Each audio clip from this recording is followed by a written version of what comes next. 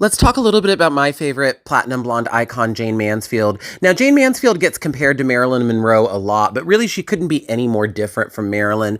Marilyn is kind of seen as this tragic character who wanted nothing more than to be taken seriously as an actress, and, she was kind of exploited by Hollywood.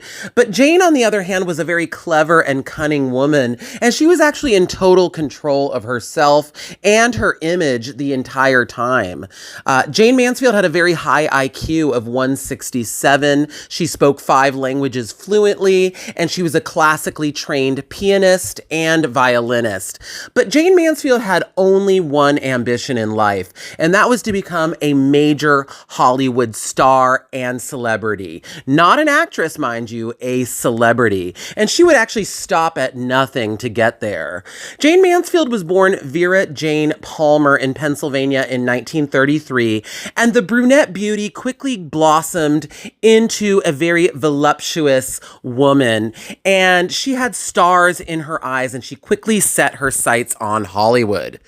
So she bleached her naturally dark hair platinum blonde. Remember, this was the 50s. Marilyn Monroe was the biggest star in the world, and women everywhere was trying to emulate her. So Jayne bleached out her hair and quickly made the rounds in Hollywood. And it was really because of Marilyn that Jayne Mansfield got her big break, because in 1956, 20th Century Fox was having some problems with their biggest star, Marilyn Monroe. Marilyn wanted, more serious acting roles. She was, refusing to play the parts that they were giving her. She actually went out to New York to study acting. So they brought in Jayne Mansfield as kind of a replacement for Marilyn, and to kind of teach Marilyn a lesson, saying, hey, you are replaceable. And they did star Jayne in a few big budget color movies. And they did give her a lot of attention, but, soon enough, Marilyn returned to Hollywood, and, they kind of forgot about Jayne Mansfield. They started putting her in like lower budget movies. They would loan her out for foreign movies out in Europe.